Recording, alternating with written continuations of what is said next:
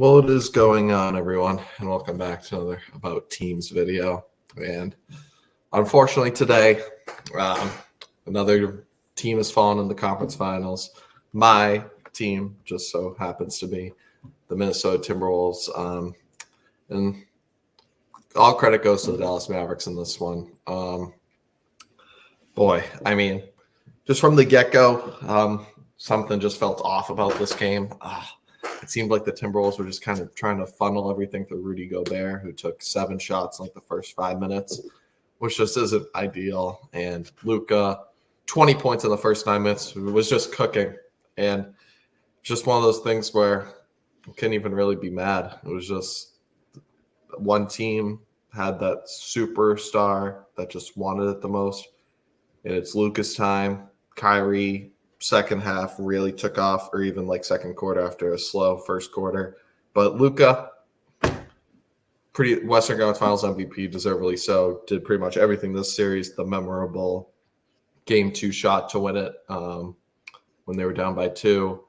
And just as Games 3, even Game 4, not great efficiency, but still was in it for them. And then obviously tonight put the dagger in the Timberwolves' heart. And now Dallas will move on to advance to play the Boston Celtics in the finals. And it's more of a congratulations to Dallas. My end as a Timberwolves fan, it sucks to lose, but, someone last year lost in 5 games in the first round and you were an 8th seed. This year had the 1 seed for most of the season. And then I think they lost the last game of the season to the Phoenix Suns to get the 3 seed due to tiebreakers. And then obviously what they did from there on, swept the Phoenix Suns, took down the defending champs in a great 7-game series, and then made it all the way here and, made it a really good 5-game series with Dallas.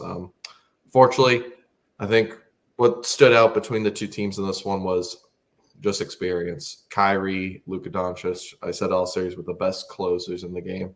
I still think Anthony Edwards has a step to take before he can be that. But either way, still a great season. Anthony Edwards is only 22. For him, McDaniels, Nasri, who were all under 25, this is just kind of the start of something. But I'm interested to see with some question marks. Do they, address the point guard position somehow? Would there be a trade or, whatever happens, is Karl Anthony Towns that reliable second option as a scorer? That'll be a huge question the Timberwolves have.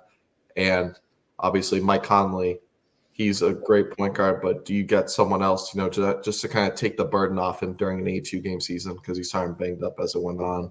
But, Tim Connolly, I have the full confidence in. He built that Nuggets team. He came in here, made the Rudy Gobert trade. Has not been afraid to make trades at all. The D'Lo for Mike Conley trade looked really well, and they still got some young pieces, and they got their draft picks this year. So I'm very excited. I trust Tim Connolly. He's proven he's going to be aggressive, and I'm excited to see what the Timberwolves do because they could easily just run it back and say just one more year of youth and or one more year of experience like this. We'll put them battle tested. I think Ant Edwards playing with Team USA with LeBron and KD, Steph. That's going to be great experience for him this summer. So at the end of the day, I'm disappointed, but I know a lot of the teams would want the Timberwolves' future. I know a lot of teams would want Anthony Edwards on their team.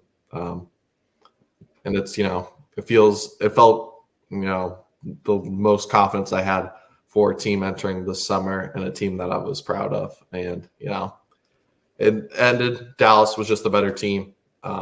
Most people doubted them just because, their regular season struggles in the beginning before getting hot at the end. But, congrats to Dallas. And that's going to set up a great finals that I'm going to be really excited to watch because, boy, even if the betters have had like Dallas and underdogs in every series. I don't really care what the betters say. This series for me is a 50-50 coming up.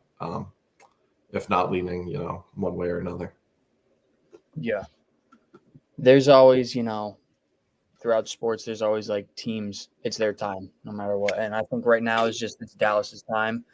You just said they're just more experienced in this spot. And this is what's going to happen. Luka got Luka got to the Western Conference Finals. What was it, 2 years ago when he lost to Golden State? But Yeah, in the 5-game series, similar to or kind of similar. Warriors were really just a lot better. I mean, this game was a blow, but the whole series is kind of close.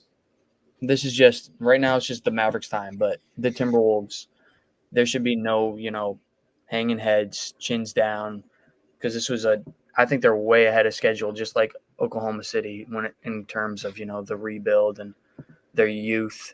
So I think for years to come, the Timberwolves are going to be battling out with teams like Oklahoma City, who are two young, good teams with superstars coming up. Yeah. So it's just not the Timberwolves' time. They're just too young.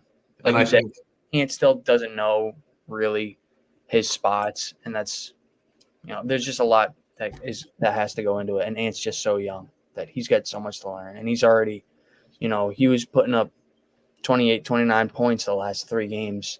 Despite he bounced back great after the rough 2 first games. I think, but one thing that I think was overlooked, and this never happens in the NBA. After the Nuggets, everyone. I mean, even me, obviously, because it's my team. But I think everyone was kind of, hyping them up. They defeated the champs. Now it's kind of going to be coast here. Beat Dallas and then beat Boston. But for no team, their best player has been 22 and won a championship. It was just kind of. I think that was one thing that was overlooked. And crunch time situations throughout this whole series, we saw Luke and Kyrie just know their spots on the floor where they need to get to, that pick and roll. Mm-hmm. And doesn't quite know that yet.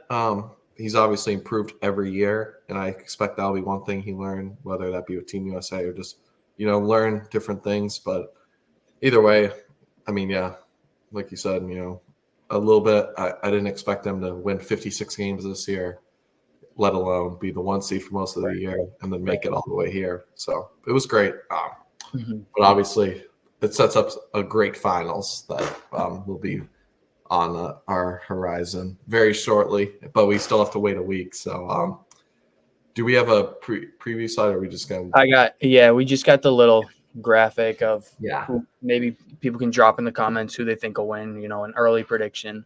Yeah, I wanted to let everyone know, especially I was telling Nick before, I don't even have a prediction yet. I want to, take some time to think about it this weekend. And we're also going to have a guest on for the prediction, diehard Mavs fans. So we'll have the unique perspective of a Celtics, Mavericks, and just a non-biased perspective. Of course, that's myself. I'm never biased. Point of view for this series. But it's going to be a great one. It doesn't start until, unfortunately, next Thursday. So we got like 6 days to sit on this. Both teams to rest up, which should be good. But boy, I mean, you got arguably the best team or the most complete team versus the team that arguably has the best player in the world. I would say the hottest team right now. If that's what I'm calling the Mavericks right now. They're the hottest team in the league. Yeah, but arguably best player in the world. Boy, I mean, this is gonna be great. I really do. Going back to Boston, he's gonna hear it regardless. And I'm not. Yeah. Let the record show. I'm not somebody who's ragging on Kyrie anymore. Of course, I was annoyed when he said he wanted to stay in Boston and then he left. But shit happens. But yeah, I think that part is like overdue. I mean, I know Celtics fans will use it to their advantage in the finals, just to boo them. But I think Kyrie feeds off of that stuff at this point. He does. He doesn't care anymore, and I really don't think Boston should care. Like, what happened? Once Kyrie left, Jason Tatum, Jaylen Brown were able to grow. You guys have been just fine. Kyrie now is in the finals with the Mavs. He's done his own thing. So everyone can just, move on. That shit was like 6 years ago. And it's not like he ruined the future of the franchise. We're clearly in a pretty good spot despite not having him. I think this is arguably Kyrie's best ball I've seen him play since maybe his Cleveland days. He is just so efficient. I would he knows his spot. Or maybe that first year in Boston because he was really good that year too. But yeah, no, it should be it's going to be a great finals. I think highly competitive, close games. But yeah, We won't quite get into that. No, I won't make right my now. I've got to rock with the Celtics, but I'm not going to. Yeah, I know you're going to rock with the Celtics. We know Mavs fans are going to rock with Mavs.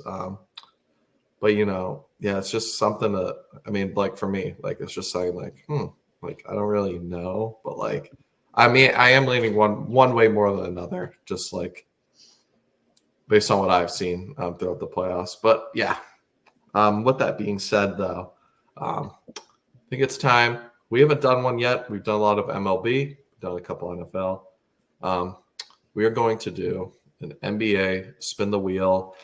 How do we want to do this? We have obviously point guard, shooting guard. Do we want to do 6-man or just starting 5? Like how does So I have written out that I'll show to everybody once we make the teams. I just got 1 through 5, just because today is pretty much positionless basketball, and then 6-man and coach. Do you want to do it that way, or do you want to go like? I want to do position. That makes it more fun. Okay. So yeah, I'll change it up. So we'll do starting 5 and a 6-man. Yeah. All right. All right. So I'll give you first honors. Yeah, I'll take first pick.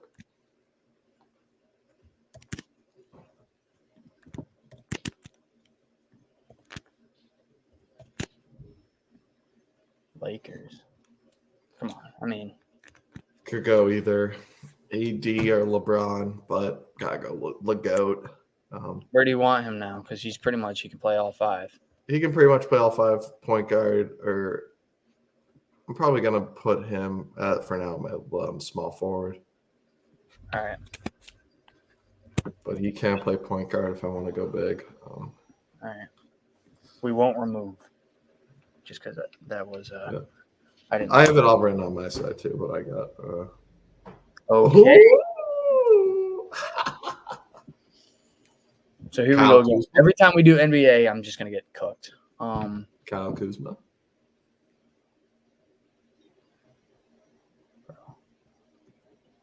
Tyus Jones. I'm putting Jordan Poole on my bench. Okay. Dude, 6-man with the Warriors, he was gross. Help them win a chip. But you have the slight advantage right now. I have Jordan Poole. You got LeBron. So. Ooh.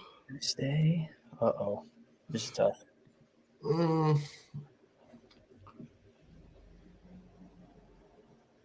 Malcolm Brogdon. Celtic legend. Honestly, I'll probably put Brogdon on my 6-man. I like that. Hey, he won 6-man of the year last year. Yeah, he won 6-man of the year last year. It was good before he got injured. Yeah, I'll take that. Especially, yeah, that's fine. I was thinking maybe DeAndre Ayton center, but I was like, I feel like I can get someone better.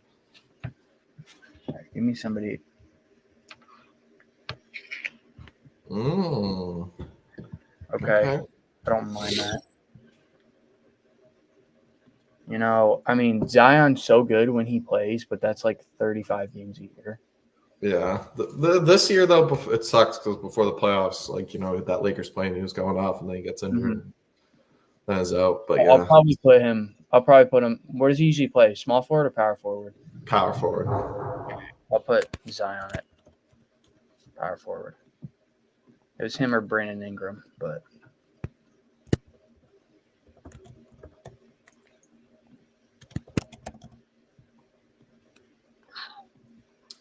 This one, I'll put DeMar at my shooting guard.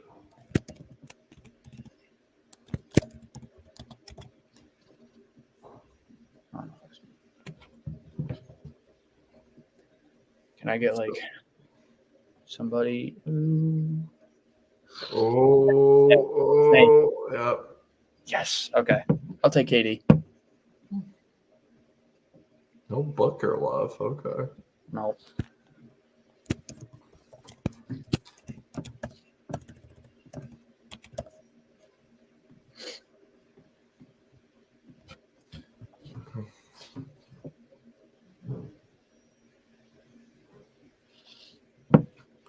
Oh gosh.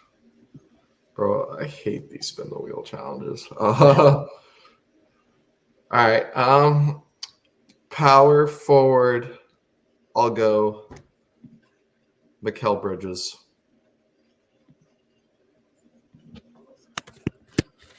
Solid defense. Can get, Hey, solid. he's playing all 82 for you. Yeah, so 82 games. solid defense. Solid Can put up basketball. 20. Oh, are you gonna get my team? Oh, either way, you're good. I'll take Shea, though. Yeah. Do I put him at point guard or shooting guard? Either one. Or do you take Jalen Williams? How about I won't? I'll put him at shooting guard. All right. I need a good spark here. Yeah, I'm kind of catching up to you. I'm kind of catching up. That Nets pick was. Oh. Pro. All right. Who is it? I could go. Oh. Fuck. Why am I blanking on it right now? Alperen Sengun, center. Who? Alperen Sengun?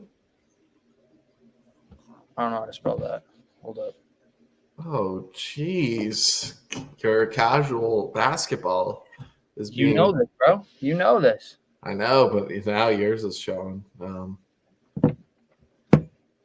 right, hang on. I had to look it up. So good. 22 points last year. Just straight bucket. Double-double machine. That's a good center, actually. I'll take that. Point guard and coach. Oh. Yes, bro. I needed that.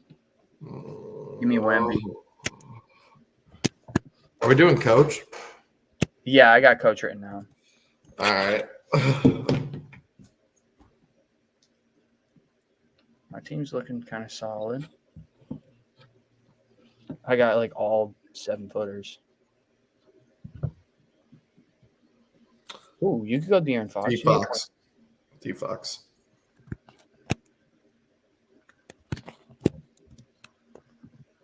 I'm good with that. I needed that point guard position filled, and I got it.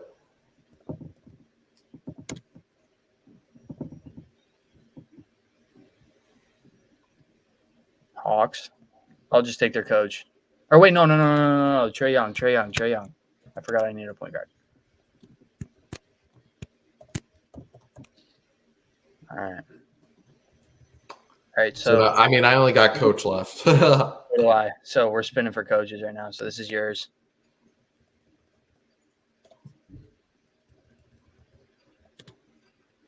That's stay perfect. Jamal Mosley. Second coach of the year voting last year, or this past, right now, this season. Of that Magic team to a top 5 seed. Game 7 against Cavs, unreal. Great coach to lead this team. What's the name again? Sorry. Jamal Mosley. Shoot. It doesn't even have to be the correct spelling of Jamal, just, As long as we know who it is. Yeah, I could Jamal just Mosley. So. All right, come on. Oh, look at that. I get Hawks again. Okay. So you get Quinn Snyder. Solid. All right. You got your team written out? Yeah. So for me,